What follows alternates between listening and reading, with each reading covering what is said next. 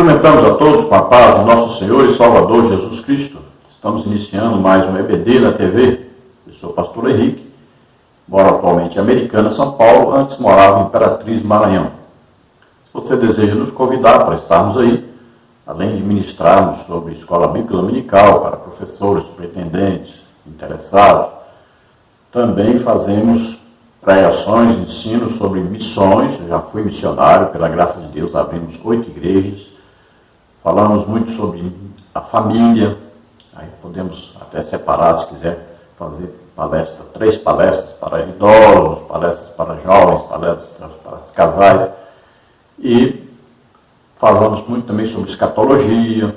Então você escolhe o tema, a festa que você deseja, e aí nós vamos providenciar, se você desejar, também uma apostila. Então nos convide, nós estaremos aí com vocês. Meu telefone ainda é o mesmo, telefone lá de Imperatriz Maranhão, telefone DDD 99 e o telefone 991520454. Telefone da minha esposa, irmã Edna, telefone aqui de Americana, São Paulo, DDD 19 e o telefone 98448-2187. Se você deseja nos ajudar, eu já tenho 5 anos que estou sem emprego. Então você envie qualquer quantia, mesmo que seja R$5, não tem problema. Envie nossa conta para nos ajudar. Aí você tem a conta da Caixa Econômica, tem aí do Bradesco e tem aí do Banco Brasil. Banco Brasil é o nome da minha esposa. E o meu Pix, você vê aí, meu CPF, 331-957-816-20. Vamos então à nossa lição. Nós estamos estudando neste trimestre, terceiro trimestre de 2021, as revistas da CPAD, com o tema O Plano de Deus para Israel em meio à infidelidade da nação, as correções e os ensinamentos divinos no período dos reis de Israel. O comentarista da CPAD deste trimestre é o pastor Clayton Palmeirim, e nós hoje estaremos estudando a lição de número 7, que tem como título O Ministério de Eliseu. Então você se lembra que nós, na lição passada, falamos sobre o final do ministério de Elias e falamos do discipulado de Eliseu para assumir o lugar de Elias. Na lição que vem, na lição 8, nós ainda vamos falar um pouco sobre o ministério de Eliseu, mais especificamente sobre o milagre da cura do Naamã, a lepra do general sírio Naamã.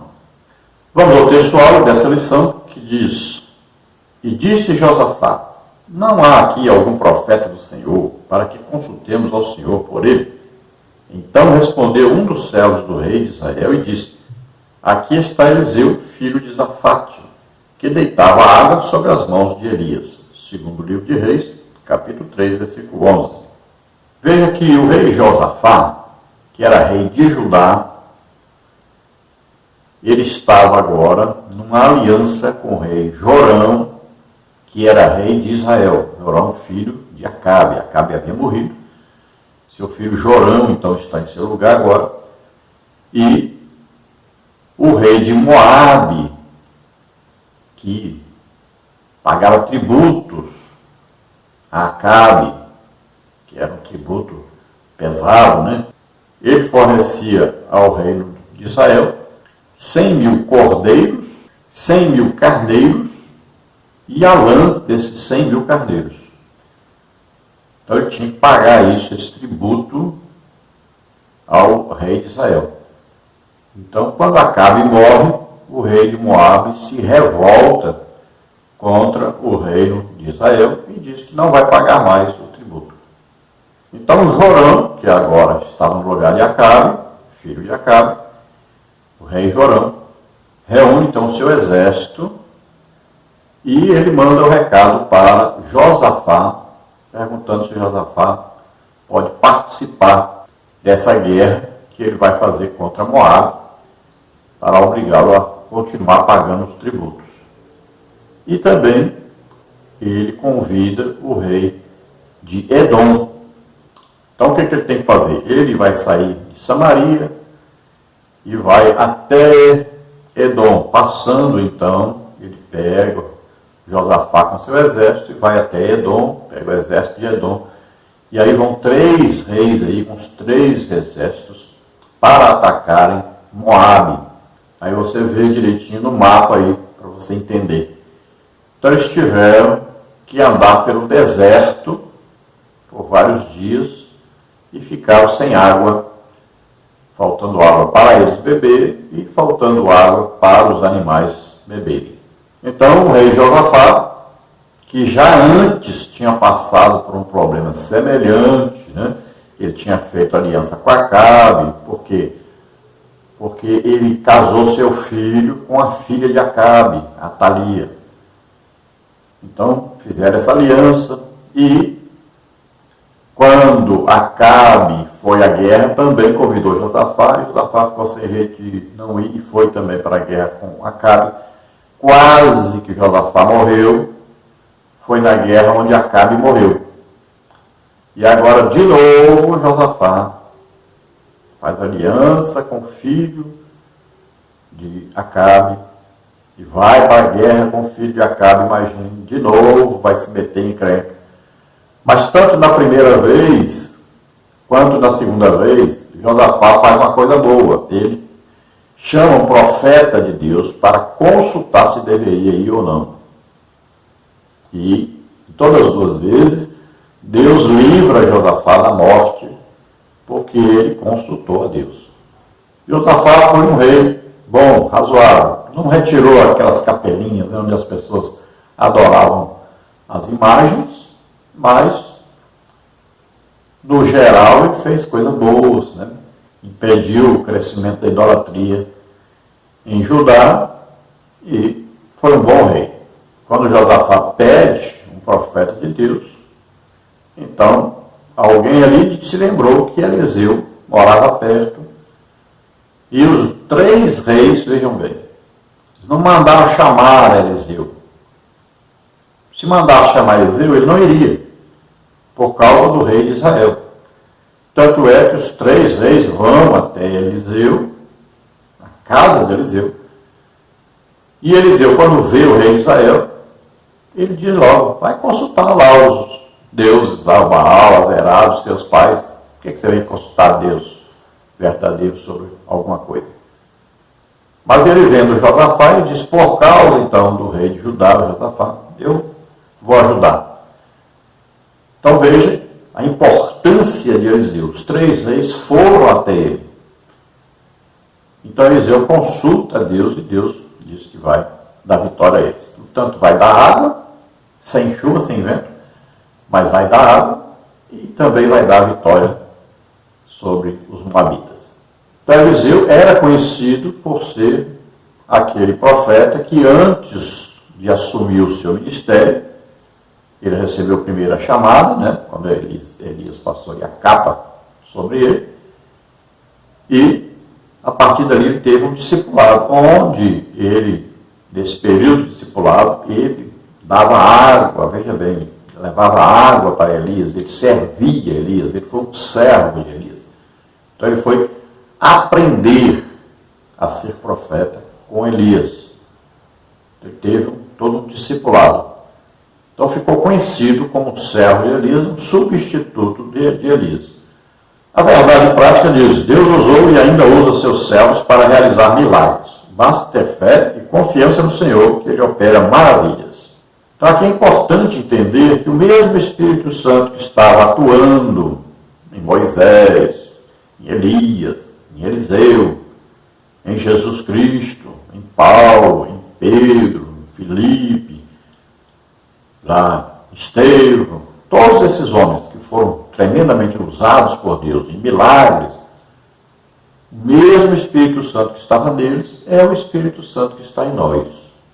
Quem dava a capacitação para a realização dos milagres era o Espírito Santo. E ele continua dando essa capacitação. Todo o poder que é necessário para a realização dos milagres está no Espírito Santo, que está em nós, mora conosco e em nós. Agora, a grande diferença entre o ministério do Antigo Testamento e do Novo Testamento. Então, se nós analisarmos aí quantos milagres Eliseu realizou através do Espírito Santo que estava nele, então, veja só, durante todo o seu ministério, são pouquíssimos os milagres, na verdade, se nós compararmos com os ministérios do Novo Testamento. Imagine quantas mil pessoas Jesus orou e eles foram curados, libertos, os milagres que Jesus fez. Imagine quantos. Os que estão registrados na Bíblia até que são poucos. Mas João diz que os livros não caberiam de tantos que foram realizados se fossem todos registrados, escritos. Imagine quantos foram curados aí através de Pedro, até a sombra que Pedro passava e as pessoas eram curadas. Quantos Paulo curou? Veja lá na ilha, por exemplo, Paulo, todos foram curados naquela ilha. Então nós vemos hoje ministério onde é abundante aí os milagres, as curas, Eu costumo visitar cidades quando me convidam e numa mesma cidade, como por exemplo em Joinville, eu passei um mês em Joinville visitando as congregações, parece que visitamos cerca de 20 congregações, foram mais de 1000 pessoas curadas. Então veja só, a diferença é muito grande, porque hoje há abundância de derramamento do Espírito Santo sobre a igreja.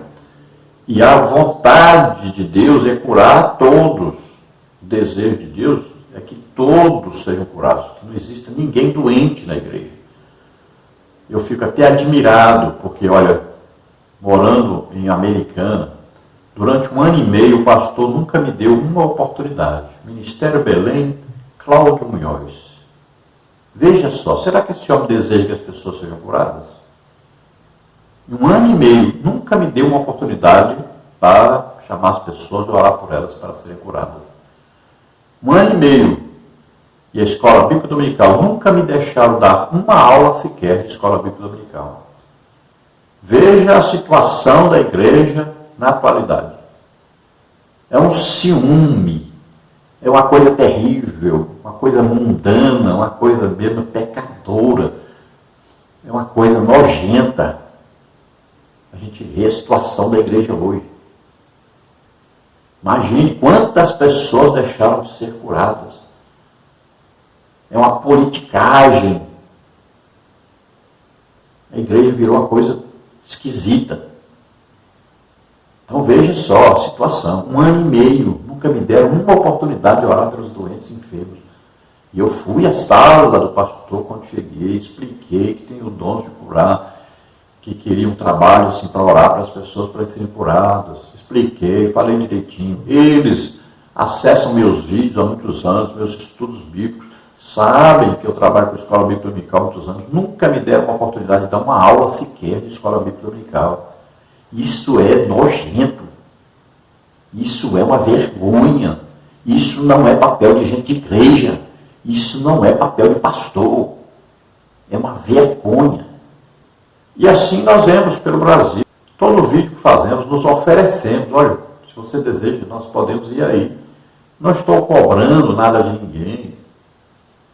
Podemos ir aí, orar para as pessoas, para que sejam curadas, podemos dar palestras. Nos oferecemos e não recebemos convite. Porque parece que os pastores não desejam que as pessoas sejam curadas. É isso que nós estamos chegando à conclusão. Parece que se as pessoas forem curadas, acaba o comércio, acaba o dinheiro, porque as pessoas não vão dar mais dinheiro, porque as pessoas parecem que estão dando dinheiro na igreja, porque precisam ser curadas. E aí os pastores sabem disso. Não vamos chamar ninguém para orar para as pessoas serem curadas, senão eles param de dar dinheiro na igreja. Parece que é isso. Impressionante. Jesus disse: qual dos profetas vossos pais me perseguiram? Paulo também disse isso. Pedro também falou sobre isso. Parece que todos que Deus levanta para ajudar o povo, aí esses líderes impedem que eles possam ajudar as pessoas. Impedem que Deus traga bênção às pessoas. Imagine quanto se gasta por um mês com remédios médicos. Cada crente. Nós somos congregações, nós vemos 70% do povo está doente, está enfermo. E esses pastores impedindo as pessoas de serem curadas. Isso é terrível. Quantos pastores estão morrendo? Doentes. Imagine quando tiverem um encontro com Deus. Porque não vai ser no arrebatamento, não vai ser agora, vai ser lá no dia do juízo final. Porque serão condenados. Não pense que esses pastores que estão aí morrendo estão indo para o paraíso. Não pense não. São pessoas más, perversas, que vão pagar caro, porque não pensaram no povo, só pensaram em seu próprio bolso. Não amaram as pessoas. Vamos à leitura bíblica em classe, que está em 2 de Reis 3, 5, 9 a 11, 14 a 18, e depois no capítulo 4, versículos de 1 a 7 e do 38 ao 41. Vamos ler. 2 de Reis 3, 5, então, sucedeu, porém, que morrendo Acabe se revoltou o rei dos Moabitas contra o rei de Israel. E partiu o rei de Israel, o rei de Judá e o rei de Edom, e andaram rodeando com uma marcha de 7 dias, e o exército e o gado que o seguia não tinham água. Então disse o rei de Israel: que o Senhor chamou a esses 3 reis para os entregar nas mãos dos Moabitas. E disse Josafá: não há aqui algum profeta do Senhor para que consultemos ao Senhor por ele? Então respondeu um dos servos do rei de Israel e disse: aqui está Eliseu, filho de Safate, que deitava água sobre as mãos de Elias. E disse Eliseu: vive o Senhor dos exércitos, em cuja presença estou, que se eu não respeitasse a presença de Josafá, rei de Judá, não olharia para ti nem te veria. Ora, pois, trazei-me um tangedor. E sucedeu que, tangendo o tangedor, veio sobre ele a mão do Senhor. E disse: assim diz o Senhor, fazei deste vale muitas covas, porque assim diz o Senhor, não vereis vento e não vereis chuva, todavia este vale se encherá de tanta água que bebereis vós e o vosso gado e os vossos animais. E ainda isto é pouco aos olhos do Senhor, também entregará ele os moabitas nas vossas mãos. 2 de Reis 4 agora. E uma mulher das mulheres dos filhos dos profetas clamou a Eliseu, dizendo: meu marido, teu servo, morreu, e tu sabes que o teu servo temia o Senhor. E veio o credor levar-me os meus 2 filhos para serem servos. E Eliseu lhe disse: que te hei eu de fazer? Declara-me que é o que tens em casa. E ela disse: tua serva não tem nada em casa, senão uma botija de azeite. Então disse ele: vai e pede para ti vasos emprestados a todos os teus vizinhos, vasos vazios, não poucos.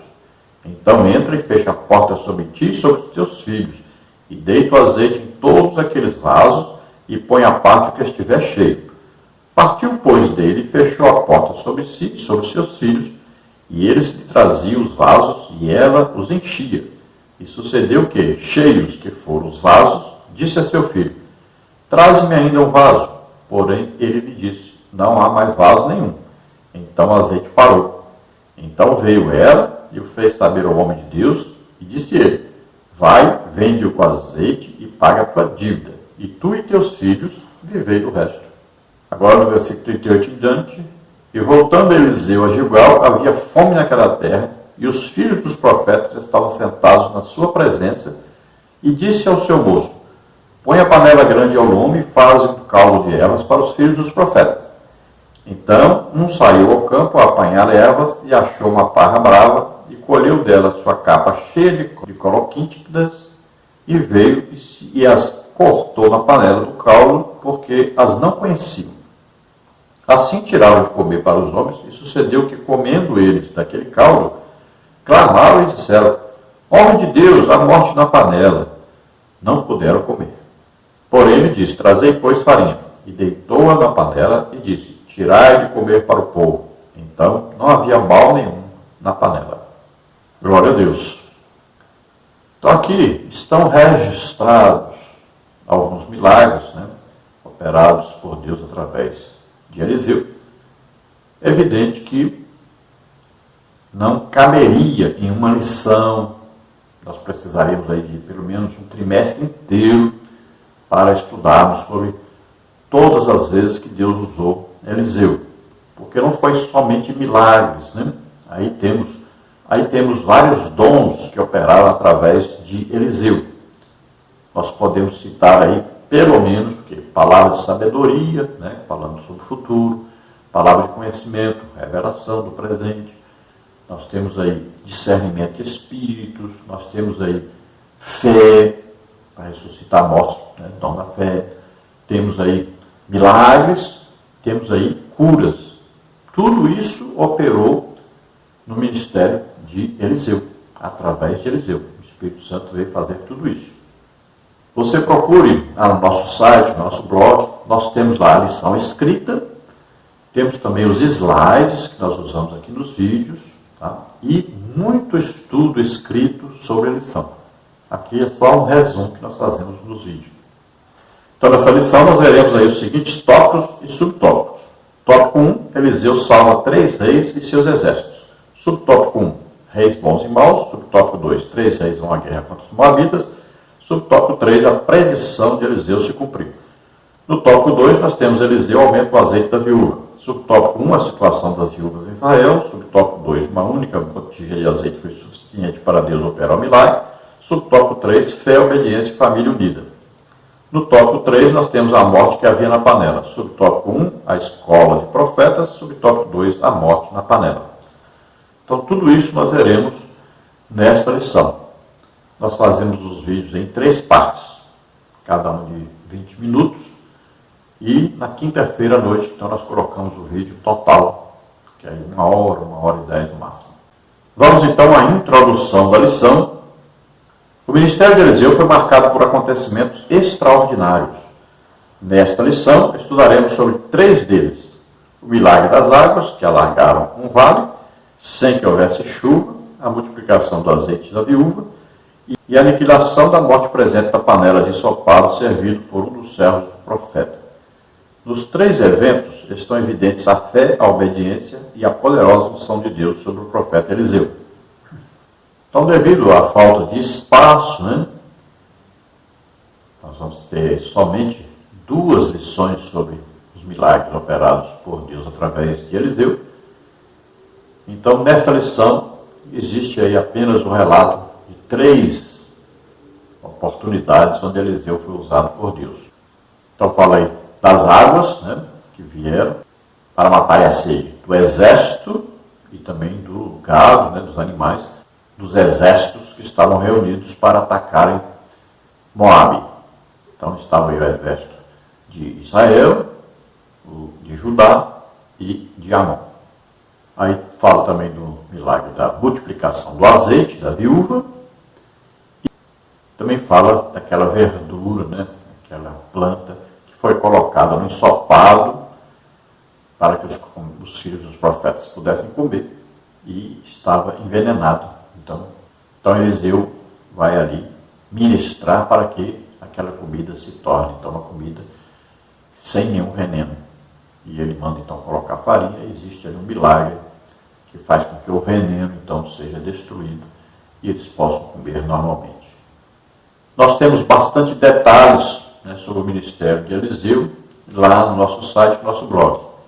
Você entra lá, tudo gratuitamente. Temos os slides que nós usamos aqui nos vídeos, tudo gratuitamente. Você entra lá, aí está o endereço. Eu quero falar aqui nesta lição sobre, assim, um resumo sobre o que Eliseu fez, como Eliseu foi usado por Deus, os dons do Espírito Santo. Então nós temos aqui escritos lá no nosso site, no nosso blog também. Mas nós vamos ler aqui rapidamente para você entender quantas vezes, né, e qual o dom do Espírito Santo operou através de Eliseu para a realização de tantas coisas. Nós fizemos um resumo aqui, vamos passar para você. Então, resumo de milagres e revelações quando Deus usa o profeta Eliseu.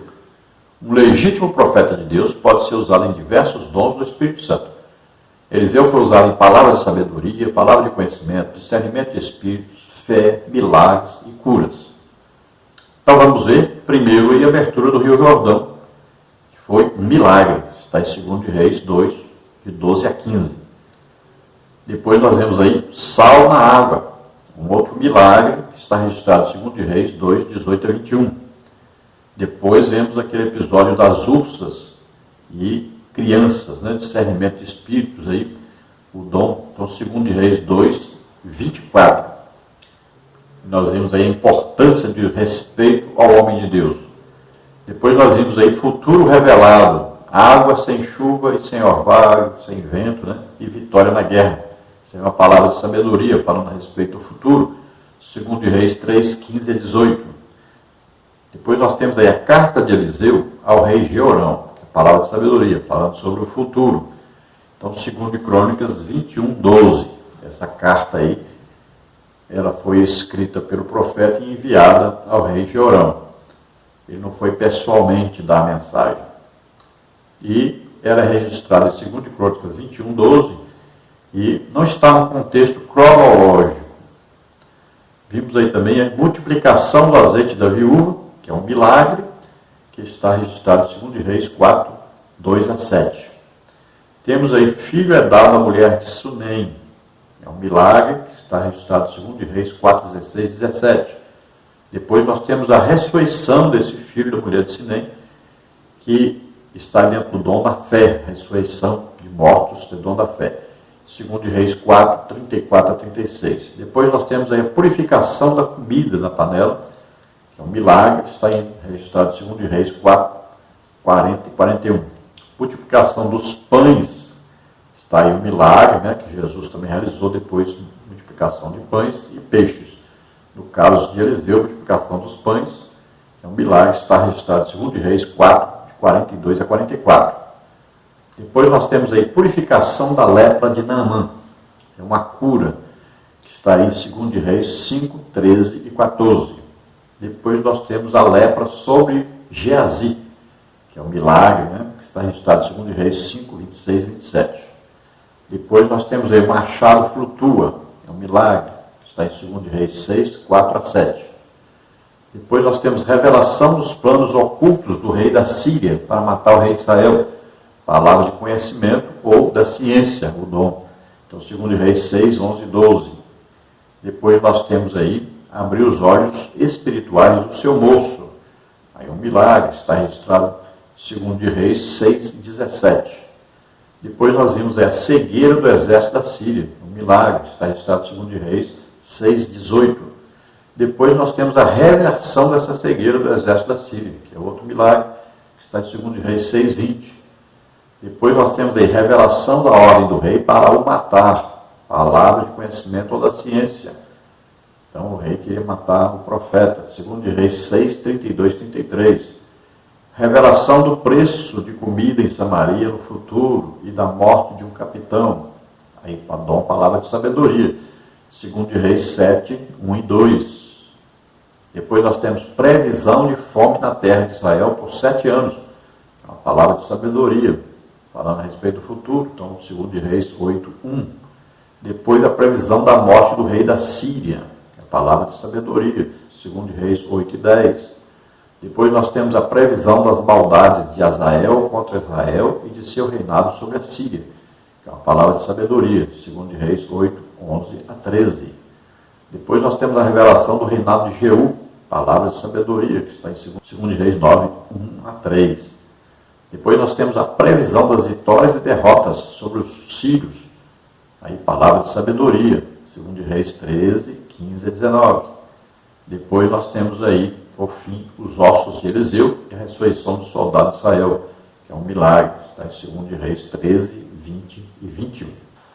Então veja quanta coisa aí foi operada por Deus através do profeta Eliseu. Uma coisa maravilhosa, um ministério maravilhoso que foi tremendamente usado por Deus. E assim também você creia, todos nós podemos ser usados por Deus. Nosso ministério é até nós morrermos. Não existe fim de ministério no Novo Testamento, porque o Espírito Santo mora em nós. O Espírito Santo não envelhece. Tem gente que acha que o ministério termina. Não. Você pode fazer várias coisas para Deus durante a sua vida. E Deus vai te usando em várias coisas. Nós podemos chegar a ter todos os dons do Espírito Santo operando através de cada um de nós. Então você tem que ir buscando. Aí tem muita gente que para, desiste, né? Então, mas não é Deus. A pessoa que resolveu parar. Então nós podemos ser usados, temos que ter desejo de sermos usados por Deus e acreditar em Deus, ter fé em Deus. E Ele vai nos usando a vida toda. Não tem fim esse ministério. Então, seja usado. Você que já está idoso, não desista não. Olha, um monte de casa tem aí para você visitar. Às vezes na igreja, né, você é jogado de lado, deixado de lado, muitas vezes por causa da idade, muitas vezes também porque você fala a verdade, não fica bajulando as pessoas, né? Fala que realmente falta santidade à igreja hoje, que falta compromisso. Então, não querem te dar oportunidade, mas existem milhares de casas aí. Vai visitando as pessoas, orando por elas, aconselhando. Aproveite a experiência que você tem, trabalhe para o Senhor. Não pare não. E quanto mais você se entregar para Deus, mais Ele vai te usar. Vamos ver então no tópico 1, Eliseu salva 3 reis e seus exércitos. Subtópico 1, reis bons e maus. No período do reino dividido, houve a alternância de reis bons e maus. Esta distinção entre bons e maus não leva em conta apenas o modo como esses reis administravam o reino ou lideravam o povo, mas a forma como eles se relacionavam com Deus. Portanto, ao se referir a um determinado rei como mau, o autor do livro de Reis está dizendo que o monarca, além de desobedecer e desprezar Deus em seu culto, promovia a adoração de ídolos.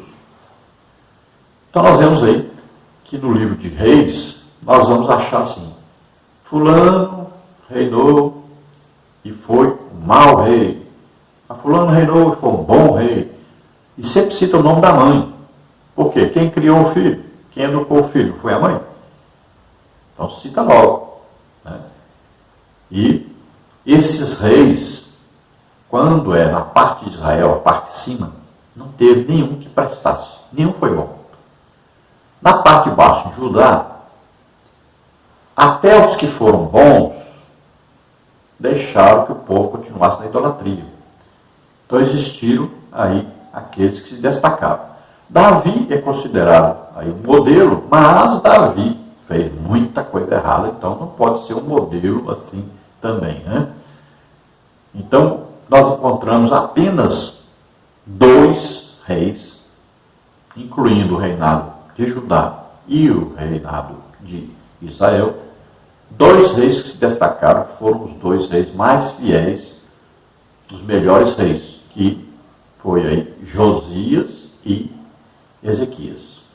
Então, quando se fala que um rei foi mau, por quê? Porque permitiu idolatria, não acabou com a idolatria total. Foi um rei que às vezes se entregou também à idolatria. Foi um rei que fez alguma coisa errada. Às vezes foi bom no seu reinado, no final da sua vida fez coisa errada. Então, bons mesmo, só esses 2, o Josias e o Ezequias. E veja, quem dá testemunho do rei Josias é o próprio Deus, através da sua palavra. Você pode ver isso em 2 de Reis, aí, 23, versículos aí, 22. E aí diz que antes dele não houve ninguém que fosse como ele. E depois dele nunca houve alguém que fosse como o rei Josias.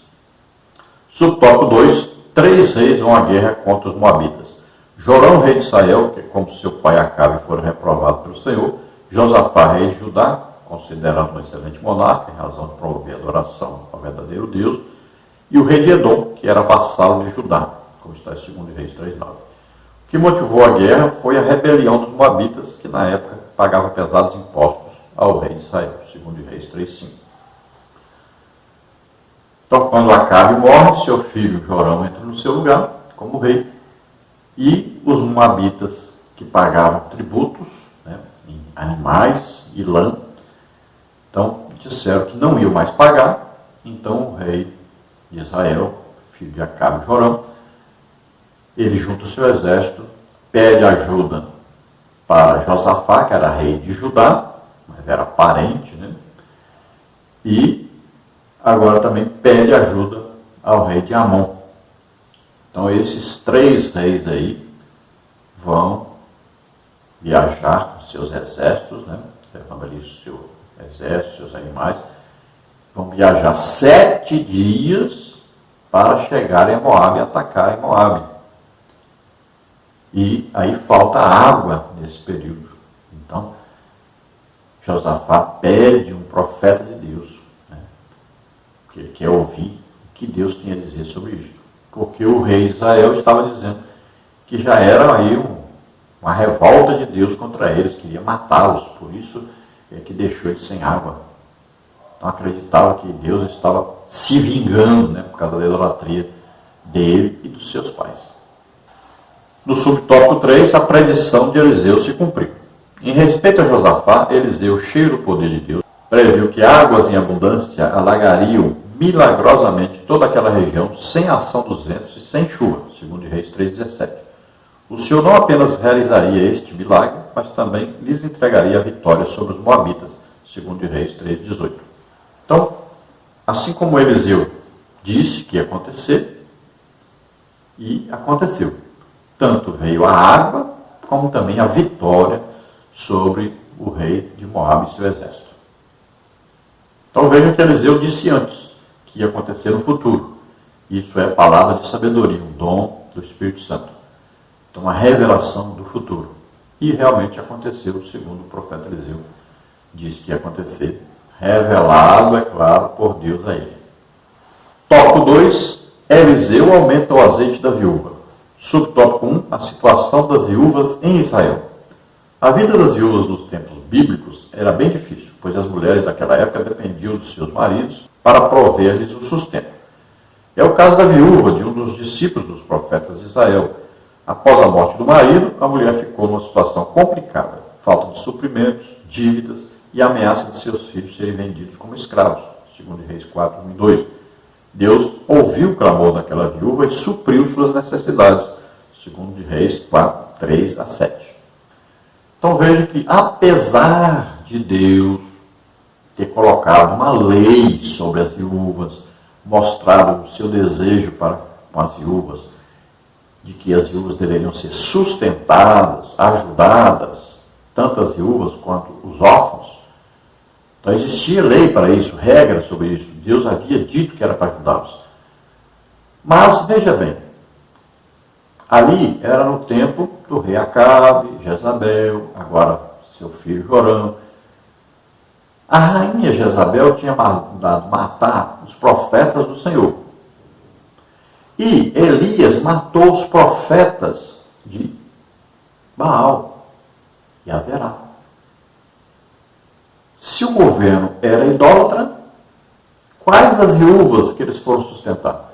Foram sustentar as viúvas dos falsos profetas, que eram 850 viúvas. Veja só que despesa. Então, como o governo era idólatra, foram sustentar essas viúvas aí. E deixaram as viúvas dos profetas de Deus desamparadas. E às vezes a gente pergunta por que Deus se irou tanto com Israel, que mandou Israel para o exílio. Não deixou nem ficarem na terra, mandou embora, tirá-lo. Porque o juízo de Deus sobre esse povo era terrível. E eles mereciam mesmo um juízo terrível sobre eles. Então, naquela época, acontecia muito das viúvas acabarem na prostituição, porque não tinham como se sustentarem, não tinham como sustentar seus filhos, quando o marido delas morreu. Então, esta mulher, veja bem, ela não é mulher de um profeta, ela é esposa de um dos filhos dos profetas, que eram o quê? Aqueles que frequentavam agora a escola de profetas para aprenderem a serem profetas como os pais deles eram. Então ela era mulher de um aluno da escola. E quem era agora o mestre da escola, o professor? Veja lá, uma escola que teve Samuel, teve Elias, agora era Eliseu. Eliseu aprendeu com Elias, né, o discipulado ali de 8, 9 anos, alguns, eu penso que é menos que isso, mas mais ou menos isso. Então, ele aprendeu com Elias e passou a ser o líder dessas escolas. Tanto é que Elias passou com Eliseu em todas as escolas de profetas. E Eliseu estava com ele. Então, quando Eliseu assume o ministério de Elias, ele passa a ser o líder, o professor, o mestre dessas escolas. Então, ele conhecia o marido dessa mulher. E ela vai até ele pedindo ajuda, porque estava passando necessidade, não tinha o que comer, e tinha as dívidas que seu marido deixou, porque ele não imaginava que iria morrer, e também tinha a questão de seus filhos serem usados como pagamento dessas dívidas. Era um costume levar os filhos menores para trabalharem, para pagarem as dívidas dos seus pais. Então, seria um trabalho escravo. No subtópico 2, nós temos uma única botija de azeite que foi suficiente para Deus operar o milagre. Após ouvir a mulher que não tinha nada além de uma vasilha de azeite, o profeta disse a ela que tomasse vasilhas emprestadas com os vizinhos e que, ao entrar em casa com os filhos, fechasse a porta. A ordem era derramar em cada vasilha disponível o pouco de azeite que possuía e pô-las à parte à medida que ficassem cheias, segundo Reis 4, 2 a 4. E foi justamente o que ela fez. Quando acabaram as vasilhas, o azeite cessou. Ela vendeu o azeite, pagou a dívida e ainda pôde manter o sustento da família com o que sobrou, segundo Reis 4, 6 e 7. Então, Eliseu pergunta o que ela tem. Porque Deus pode usar o que você tem para trabalhar na sua vida, para prosperar você financeiramente. Então, às vezes, o que você tem? Eu tenho aqui um carro. Então, você vai vender esse carro. Com o dinheiro desse carro, você vai abrir um comércio para você, alguma coisa, comprar e sair vendendo. Olha, uma solução que Deus lhe deu. E você vai prosperar. Daqui a pouco você já tem outro carro melhor do que aquele, né? Prosperou. Acontece muito isso. Tá? Então, às vezes, o que você tem? Eu tenho um diploma, eu estudei isso, eu tenho um diploma de tal coisa. Pronto, isso aí que você vai usar. E Deus vai abençoar você, vai abrir portas para você dentro disso. Então, sai aí distribuindo currículo, né? E de repente Deus vai usar isso que você estudou, que aprendeu, para desenvolver aí a sua vida financeira. Então, não tem esse negócio de acabou, não tem jeito, né? Então, Deus vai usar alguma coisa para prosperar você, para manter você, para cuidar de você. E muitas vezes também Deus coloca você inteiramente na obra e Ele vai sustentar você. Você tem um trabalho, às vezes, apenas um trabalho intelectual, né? De escrever livros, né? De trabalhar pela internet, ajudando as pessoas. Então, são várias coisas que Deus pode fazer e Deus vai, com certeza, sustentar aquele que se entrega a Ele para trabalhar para Ele. Aqui a viúva, então, pega vasos emprestados, e o profeta disse, não poucos, pegue vasos vazios, e não poucos. E ela, então, vai pegar aquela botija que provavelmente continha o óleo de unção, né? Porque os profetas sempre tinham um vaso com óleo de unção, para ungir reis, para ungir enfermos, doentes. Então, ela tem aquele restinho de azeite ali. Cremos que esse azeite, porque é um azeite caríssimo. Então, aquele azeite é que é multiplicado. E ela vai vender uma parte depois, então, quando as vasilhas acabam, né? Porque ela era uma pessoa honesta, nós vemos aí. Ela podia pedir emprestado os vasos dos vizinhos, os vizinhos emprestariam, porque era uma pessoa honesta, sabiam que ela devolveria. Então, era conhecida como mulher do profeta. Tem muita mulher aí de obreiro que não poderia fazer isso, né? Porque conhecida por não ser honesta. Mas esta mulher era exemplar ali. Então ela pediu, os filhos foram buscar e as vasilhas foram cheias. Foi derramando com uma botija só. Colocava a vasilha se enchia. Colocava outra vasilha se enchia. Colocava outra vasilha. a vasilha se enchia. Então, um filho trazia as vasilhas vazias, outro filho é que ia colocando ali e retirando quando estava cheio, colocava outro no lugar. Então ela falou, traz outra vasilha, ele estava quase enchendo a última vasilha. E ele disse, não tem mais vasilha. E o outro filho disse, não consegui mais, não tem mais. Eu peguei todos que tinha na cidade. E aí o azeite parou de escorrer. E a vasilha ficou cheia ali e as outras todas cheias. Então, ela vai consultar o profeta novamente. E o profeta diz, olha, vende, paga as dívidas e você vai viver do resto. Agora ela vai pegar aquele restante e vai trabalhar com aquilo ali para poder sustentar ela e seus filhos. Ela não vai passar fome novamente, mas precisa trabalhar com aquilo que sobrou. Agora, no subtópico 3, fé, obediência e família unida. Neste episódio da multiplicação do azeite, percebe-se que a fé e a obediência são os ingredientes necessários para que as bênçãos divinas sejam abundantes na vida de quem crê. Hebreus 11, 6a. Às vezes, o milagre que buscamos não acontece a partir de coisas extraordinárias. Basta trabalharmos com o que Deus já nos deu e exercer a fé em sua palavra. Ao pedir à mulher para fechar a porta, o profeta indicou que o milagre deveria acontecer na intimidade da família, segundo Reis 4, 4 e 5. Isso significa que Deus se agrada de uma família unida em torno de um ideal sagrado. Então veja que a mulher vai pedir ajuda ao profeta, que representa Deus. E ela crê, ela tem fé, ela é obediente à ordem que o profeta lhe dá. E ela crê que vai acontecer o milagre. Então veja, é muito importante ali a obediência e a fé. Então estamos sempre obedecendo a Deus e temos fé em Deus. Esta fé é que agrada a Deus. Deus é galardoador daqueles que o buscam, que acreditam nele. Então essa pessoa, esta viúva, creu e obedeceu e o milagre aconteceu. Aí ela fecha a porta por quê? Porque os credores, poderiam estar ali, batendo a porta, querendo receber a conta que o seu marido devia. Também os vizinhos ali que emprestaram as vasilhas poderiam dizer, eu emprestei a vasilha, eu vou levar ela cheia de azeite para mim. Então seria uma confusão aquilo ali. Mas não, ela fechou a porta. Aquele milagre era para ela, para o sustento dela e da sua família. Então os exploradores não deveriam ver o que estava acontecendo.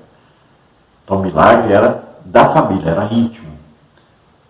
E ela, então, depois venderia, devolveria as vasilhas, se fosse preciso comprar vasilhas novas, agora tinha dinheiro para comprar, para devolver, pagou as dívidas todas e agora tinha o suficiente para continuar vivendo bem, vivendo tranquila. E nós vemos ali também um destaque para os filhos, que eram filhos obedientes e trabalhadores, que também acreditaram no milagre, senão eles não sairiam para buscar vasilhas. No tópico 3, nós temos a morte que havia na panela. Subtópico 1, a escola de profetas. Os filhos ou discípulos dos profetas estavam radicados em Betel, Jericó e Gilgal, segundo Reis 2, 3, 5 e 7 e 15, também 4, 38. Nessas escolas, os alunos eram encorajados a buscar uma melhor compreensão da palavra de Deus, desenvolviam um relacionamento com o Senhor e contribuíam na manutenção da resistência contra a apostasia e a idolatria que imperava em Israel. Por isso, eles eram perseguidos por alguns reis, como está em 1 de Reis 18:4. Então veja que esses filhos aqui eram filhos de profetas ou aprendizes de profetas. Veja que nessa época, Jezabel mandou matar todos os profetas. Aí nós vemos Obadias, que não era profeta. Às vezes as pessoas pensam que essa mulher aí do azeite era mulher de Obadias. Mas Obadias não era profeta e nem filho de profeta.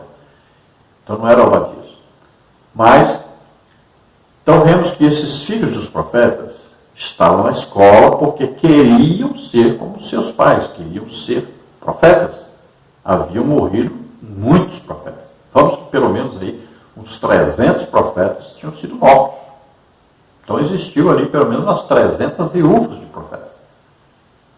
E esta viúva aqui, ela já é viúva de um dos filhos dos profetas. Olha, dos aprendizes daqueles que morreram. Eram filhos daqueles que morreram. E ela era casada com um desses. E ela ficou viúva também. Não sabemos se acabou o seu marido sendo morto junto com os outros profetas, ou se morreu de alguma doença, alguma coisa. A Bíblia não diz.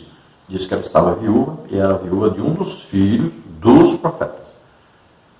Então, haviam muitas viúvas ali naquela época, além das 850 viúvas daqueles profetas falsos, né, de Baal e Azerá, que Elias matou. Então, vejam que, além de ter ali 7 anos de seca, ali, de fome, além daqueles outros 7 anos lá, do tempo de Elias, agora 7 anos de novo. Então, havia pobreza na região. Havia fome e muitas viúvas para serem sustentadas.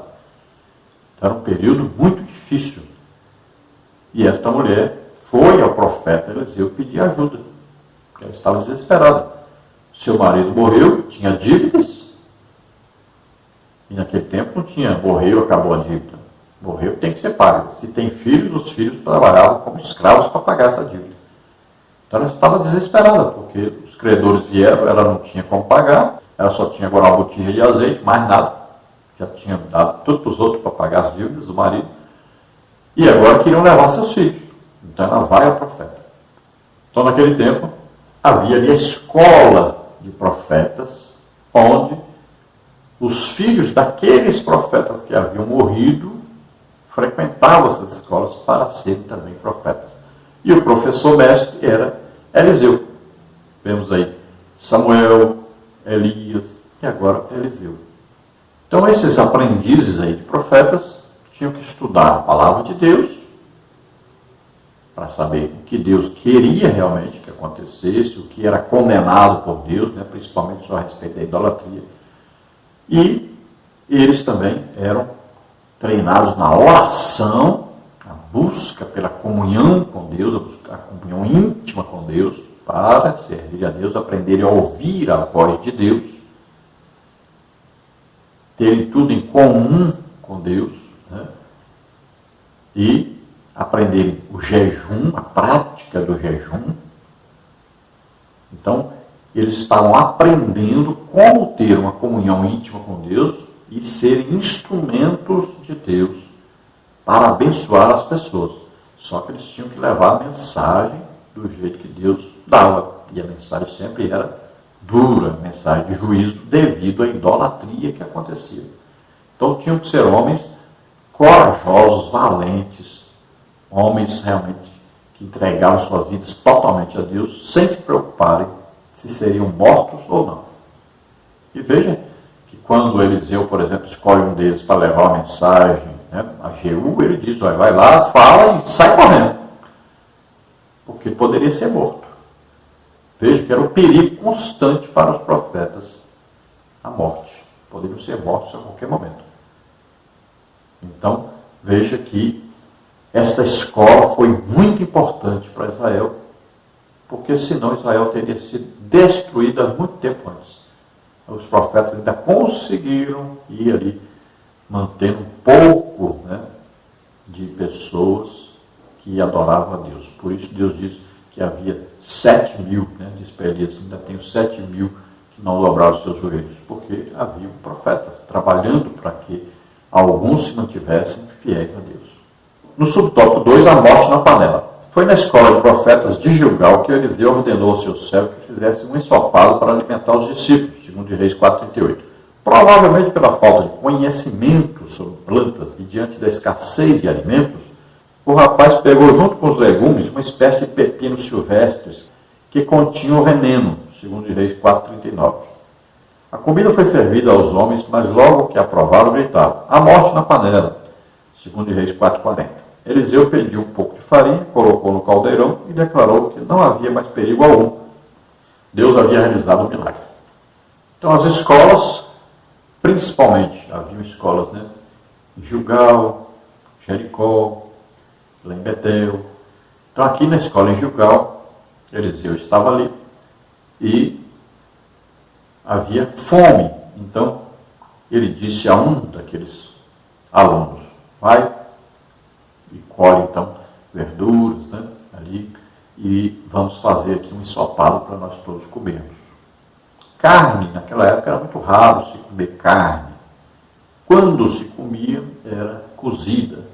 Não havia fritar nada naquela época. Mas carne era só mais para quem era mais rico. E então foram fazer um ensopado. E dentre aquelas coisas que o rapaz foi buscar para fazer ensopado, havia ali então uma planta que ele pegou, que era uma planta venenosa. Então, quando colocaram tudo dentro da panela, fizeram ensopado. Quando foram comer, provavelmente já tinha farinha, né, um pouco de farinha, porque era o usuário se comer aquele ensopado com farinha. Mas o que aconteceu? Quando começaram a experimentar, viram que tinha um gosto diferente. Muito provavelmente alguns, né, tiveram problema, comeram, quem sabe até vomitaram. Então disseram que tem morte na panela, tem alguma coisa aí que está fazendo mal a todos. Então Eliseu disse, traga farinha. Colocou mais farinha ali e disse, pode comer agora, não tem problema nenhum mais. E aquele milagre foi realizado, que não tinha mais veneno, todos puderam se alimentar sem problemas. Vamos à conclusão da lição. Nos 3 milagres apresentados na lição, percebe-se que aconteceram mediante alguma iniciativa ou trabalho humano. Isso significa que os milagres operados por Deus na vida dos seus servos acontecem em cooperação com algum tipo de trabalho ou atitude humana. Deus tem compromisso com pessoas de fé, mas que também sejam operantes e diligentes. Tá aqui os 3 milagres escolhidos, né, pelo comentarista da lição, são aqueles milagres onde houve uma cooperação humana para que Deus realizasse o milagre. Segundo o comentarista, mesmo que, né, o milagre lá das águas aparecerem, não teve cooperação humana nenhuma, né?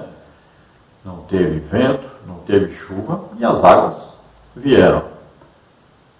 Então o milagre ali daquelas águas não teve participação nenhuma humana. Depois temos o milagre do azeite, que a mulher tinha uma botija de azeite, né? Não é quer dizer que ela participou do milagre, não. Deus multiplicou aquele azeite que ela já tinha. E aqui na panela, né, também não teve participação humana no milagre, mas o homem fez um ensopado, coletou ali as plantas e entre elas tinha uma planta venenosa e Eliseu então colocou farinha ali e acabou o problema, que o milagre foi realizado. Então não quer dizer que o homem interferiu fazendo o milagre, mas o milagre veio de Deus, da parte de Deus, usando os homens, né? Então, vários são os milagres que Deus opera, várias as maravilhas que Deus opera em nosso meio, e nós devemos ter esse desejo de sermos usados por Deus. Deus se agrada e nós devemos ter 2 coisas sempre em mente. Sempre nós devemos desejar e acreditar.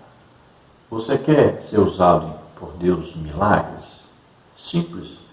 Deseje, mas deseje mais do que tudo. Mais do que carro, do que casa, do que salário, mais do que tudo. Deseje, deseje mesmo. Paulo diz, desejai ardentemente os dons.